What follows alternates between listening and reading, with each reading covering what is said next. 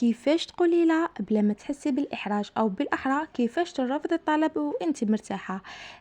قبل أي شيء خلوني نرحب بكم ونقول لكم أهلا وسهلا ومرحبا بكم غاليتي في حلقة اليوم من بودكاست جرعة أمل.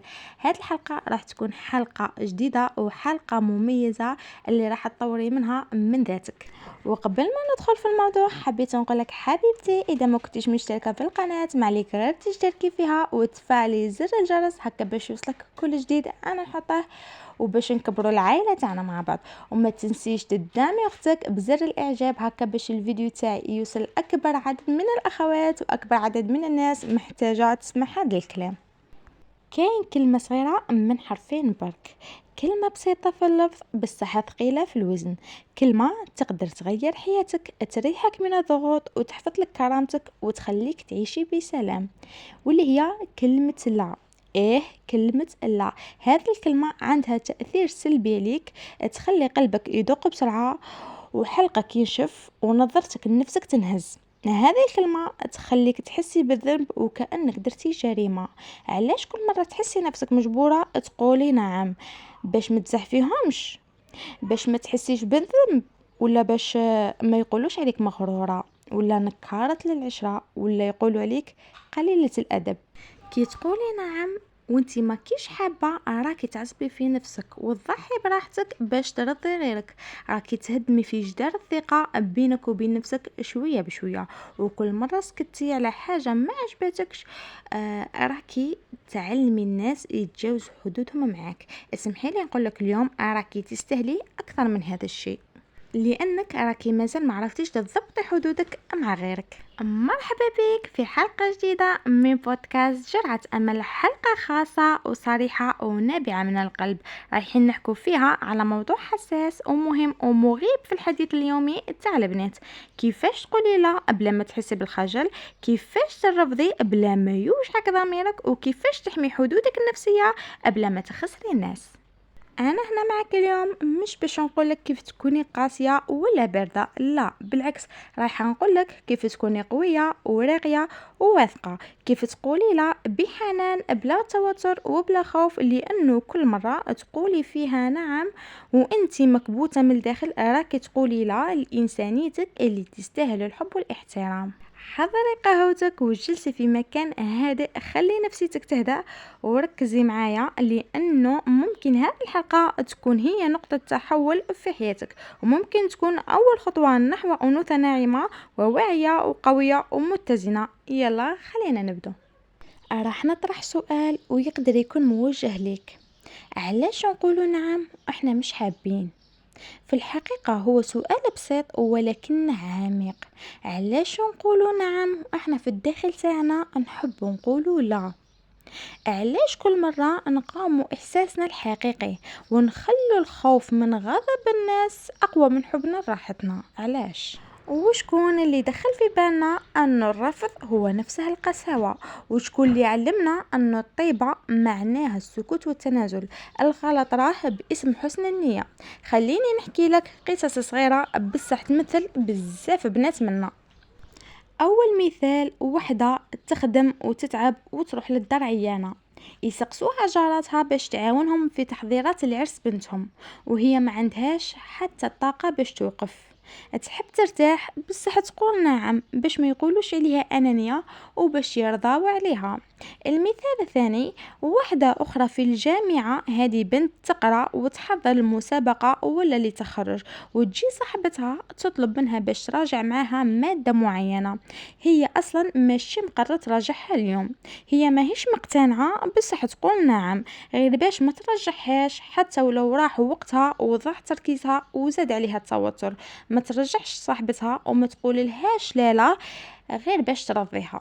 ثالث مثال اللي هو إنسانة متزوجة وعايشة مع أهل زوجها، كل يوم يطلبوا منها تخدم خدمة معينة وتعاونهم وتقوم بواجبات ماشي من مسؤوليتها، وتقول نعم بالرغم من أنه قلبها يقول كفى، راه بزاف عليك هاد الشي. هذا كامل باسكو خايفة من لقب ماشي مليحة وخايفة من كلمة جايحة وحيلية وستوتة. هنا واش راكي تشوفي عزيزتي المستمعة؟ قولي لي، جاوبيني. معليش أنا راح نجاوب في بلاصتك. هنا كل وحدة فيهم كانت عندها الفرصة باش تقول لا، لكن اختارت تبلع الرفض وتقبل التنازل باش ترضي الغير وتقبل ذاتها. السؤال الحقيقي هو: هل رضا الناس يستاهل انك تخسري نفسك؟ احنا كنساء تعلمنا نربط قيمتنا برضا الناس علينا، هذا الشيء مفروغ منه. كل ما زدنا نرضهم كل ما حسينا بالقبول، كاينه ولا ما كايناش؟ قولوا لي تاني، هذه ما كانش منها. قولي تشوف، قولي. على بالي ما تقدريش تقولي وما تسترجيش تقولي. لا علينا يا حبيبتي، لازم تفهمي أن القبول الحقيقي يبدأ من الداخل، من اللحظة اللي تحبي فيها نفسك بالقدر الكافي، وتفهمي أنه كلمة لا تعني القسوة، وأنه هي طريقة راقية باش تقولي أنا موجودة وأنا ماشي آلة ترضي الجميع. كل مرة تقولي نعم وانتي موجوعة راكي تحفري حفرة صغيرة في داخلك، وكل مرة ما تقوليش لا راكي تفقدي صوتك الداخلي شوية بشوية. نعطيك مثال: تخيلي روحك وكأنك كاس ماء، كل مرة تعطي من وقتك او من طاقتك او من صبرك وانتي ماكيش مرتاحة، هنا واش راكي ديري؟ راكي تفرغي في هداك الكاس شوية بشوية، في لحظة من اللحظات راح يفرغ الكاس وتولي تسقي غيرك وانتي عطشانة. هنا لازم توقفي في لحظة ادراك وتسألي نفسك: هل هذا الطالب يستاهل الراحة اللي راح نخسرها؟ هل هذا الإنسان يقدر مشاعري وتعبي ولا غير يستغل في صمتي؟ هل كاين ضرورة في أني نعتذر؟ جاء الوقت اللي لازم نسترجعوا فيه حقنا ونقولوا لا بلا ما نحسوا بالذنب، نرفض الطلب ونبقوا مهذبات، نعتذروا ونبقوا راقيات ومحبوبات، بصح من الناس الصح، مش من الناس اللي تربط محبتها بمنفعتنا. اسمعيني مليح حبيبتي، لازم تعرفي انه الخجل من الرفض راهو ماشي مجرد احراج بسيط يمر مرور الكرام، وانما راهو ثمن كل مرة يزيد وكل مرة يدفعوه قلوبنا وصحتنا ونفسيتنا بلا ما نحسو. اتخيلي معايا، كل مرة قلتي نعم وانتي ما كيش قادرة ولا ما عندكش الوقت ولا ما عندكش النفسية ولا حتى ما عندكش الطاقة، راكي زدتي حمل فوق ظهرك. كل مرة وافقتي على حاجة وانتي تعبانة، زدتي عفوا استنزاف لطاقتك. كل مرة خممتي نقول لا، لا معليش نخليها تعدي.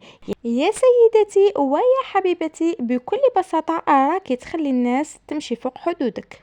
كاين بزاف بنات يقولوا لي انا نعاون الكل في اي مجال، بصح كي نحتاج ما نلقى حتى واحد، نلقى غير الفراغ. وعلى بالي انه بزاف منكم راهم يسمعوا فيا وفعلا صرات لهم. وكاين اللي تقول انا صوالحي ما همش كامل ليا، نحيهم من فوقي ونعطيهم لهم، ونهار اللي نطلبهم على كاش حاجه يرفضوا عادي وبدون اي خجل، على اساس انها هديه او انها حاجه جديده وما يقدروش يمدوها لي. وكاين اللي تقول انا لما ينطلب مني اي شيء نقول حاضر، بصح داخليا نحس بالمرارة. والسؤال هنا اللي يبقى مطروح: واش هو الشيء اللي نحسه نخسروه لما نقوله لا؟ واش هو الحب ام القبول ام الصورة اللي رسموها الناس علينا؟ بصح الحقيقة المؤلمة هي انه هذا السلوك اللي نخسروا به انفسنا وماشي صورة اللي في اعين الناس. اللي يتقبلنا غير كي يكونوا متوفرين راه ما يحبناش، وانما راه يحب مصلحته هو فقط. واللي يغضب كي نقولوا لا راه ما يحترمش رغبتنا وانما راه يستغنى. خليني نحكي لك حكايه من حكايه البنات. هذه واحد البنت قالت لي: كنت نرضى بكلش، نخدم للدار نخدم للناس، نسمع لكل إنسانة، نرد على كل ميساج، نعاون كل محتاج، واللي يبكى قدامي نبكي معاه، واللي يفرح لي نفرح له، ونوقف مع أي إنسان يقصدني، حتى حسيت روحي نتلاشى. كان عندي وقت لجميع الناس إلا نفسي. نهار مرضت تعبت وبكيت وتمرمت ووقفت على صحتي لوحدي، ما لقيت حتى انسان في كتافي ولا حتى انسان سقسى ليا وقال لي وش راها صحتك ولا واش تحتاجي.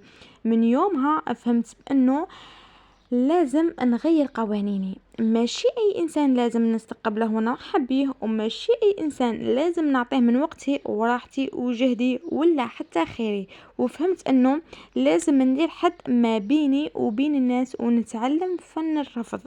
يا حبيبتي ويا عزيزتي، من حكاية هاد البنت لازم تفهمي انه الخجل من الرفض ماشي شجاعة، راهو تدمير بطيء. والمشكلة الكبيرة وين راها؟ هي كي وليتي متوفرة دايما، يعني وقت ما يحتاجوك يلقوك، ما ولاتش عندك قيمة خلاص، ما ولاتش عندك هيبة، وليتي انسانة عادية مفروغ منها. ومين تقولي لا ينخلعوا كامل ويزحفوا وتجيهم بيزار لانهم تعودوا انك ديما تقولي لهم ايه. اسمعيني مليح يا الحبيبة الغالية، باش الناس يبدلوا معاملتهم معاك لازم انتي تبدلي قانونك الداخلي. وي، قانونك الداخلي. لازم تفهمي انه راحتك غير قابلة للتفاوض نهائيا، وانه طاقة قلبك مش سلعة في السوبر مارشي، ووقتك اغلى من الذهب، اغلى من الذهب، ما يتعطاش لاي انسان وباي طريقة. اسكو راكي عارفة واش هو الشي اللي يوجع؟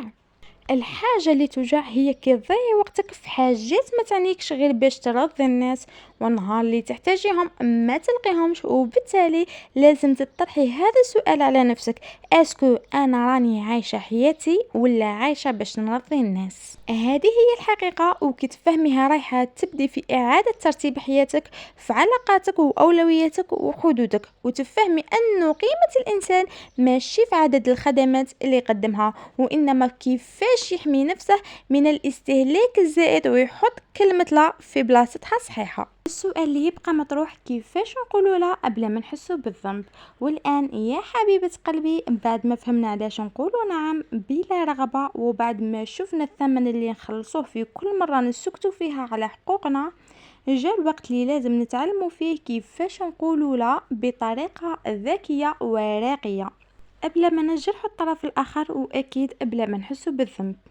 اسمعيني مليح حبيبتي، أول حاجة لازم نحطوها في بالنا هي كلمة لا ما تعنيش لا نهائيا، وإنما تعني الوعي.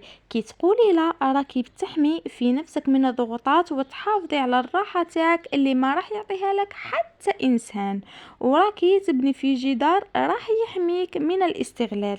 السؤال اللي يبقى مطروح من طرف بزاف بنات هو: كيفاش نقول لا؟ وش نقول؟ وش ندير تاني كي نحس بالذنب؟ في هذا الوضع راح نعطيك بعض الطرق الذكية والحيل البسيطة باش تقولي لا بكل أريحية من غير ما تقطع العلاقة.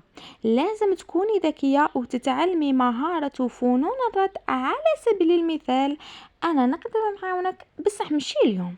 مثال: تجيك وحدة تطلب منك خدمة وانتي تعبانة، قولي والله نحب نعاونك بصح اليوم طاقتي راها صفر، نقدر نديرها معاك غدوة ولا في وقت آخر. هنا ما قلتيش لا بطريقة مباشرة، ولكن دافعتي على طاقتك باحترام. تاني رد: هذا الأمر ماهوش من أولوياتي، نتمنى تفهميني. هنا كيجيك طلب ما ترتاحيلهش وما تحبيش تتعمقي فيه اكثر، وتحسي انه هذا الموضوع يضيع لك وقتك ويشتت تركيزك. قولي هذه الفترة راني مضغوطة وراه عندي اولويات، نتمنى عفوا تفهميني. في هذه اللحظة راكي ترسمي في حدودك من غير ما تكوني هجومية. ثالث رد واللي هو: شكرا على ثقتك ولكن نعتذر. على سبيل المثال، وحدة تطلب منك سر تقوليه لها ولا أي خدمة والوقت ماشي مناسب، في هذا اللحظة تقدري تقولي: شكرا بزاف على لأنك فكرتي فيا، ما نقدرش عليها ولا ما نقدرش نديرها. هنا تشكري الشخص ومن بعد ترفضي بكل لطف. أرواحي يا الزينة الغالية، أن نعطيك خلاصة الشي اللي قلته لك. قولي كلمة لا بكل أريحية نهار اللي تحسي انه الشيء اللي نطلب منك ما يناسبكش، لانه كلمة لا ماشي عيب، لا ما تعني لا القسوة ولا الأنانية. قولي كلمة لا لأن هذه الكلمة هي أسمى درجات حب الذات.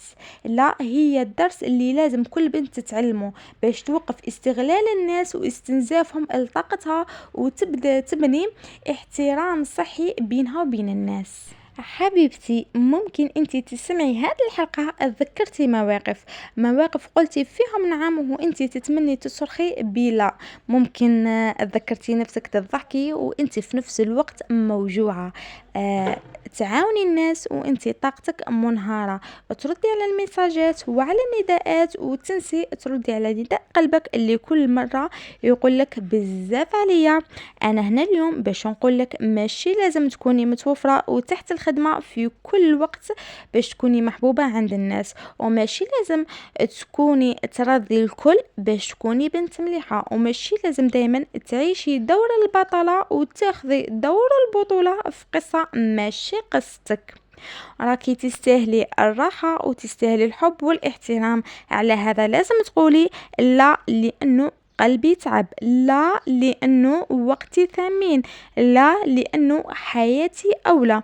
يا حبيبتي، فهمي أنه كلمة لا اليوم هي باب لنعم جديدة غدوة، ولكن نعم هذه لأحلامك، نعم لأهدافك، نعم لنفسك، ونعم اللي طالبة شوية حب، شوية هدوء، وشوية احترام. خلي لا تخرج من فمك بدون أي خجل، وما تستصعبيش الأمر. خلي كل مرة تقولي فيها لا تكون فعل حب لنفسك وفعل حب لجسمك ولوقتك ولحياتك. احبتي غاليتي وعزيزتي، وفي الاخير نحب نقولكم انا راني هنا على جالكم نتوما، واذا عندكم اي استفسار حول الموضوع ولا حابين نناقش معكم اي موضوع كان، ما عليكم غير تخليهولي في التعليقات وانا اكيد راح نكون في الخدمه. وما تنسيش تشتركي في القناه وتفعلي زر الجرس باش يوصلك كل جديد انا نحطه، باش نكبروا العائله تاعنا مع بعض. وما تنسيش تدعمي اختك بالاعجاب وباش الفيديو يشوفه اكبر عدد من الناس. شكرا لوجودك معي في هذه الحلقة، وما تنسيش تشاركي هذا البودكاست مع حبيباتك باش تعمل فائدة عفوا. وذكري دائما أنه جرعة أمل واحدة كفيلة باش تغير مسارك. إلى اللقاء في حلقة جديدة من قناة جرعة أمل.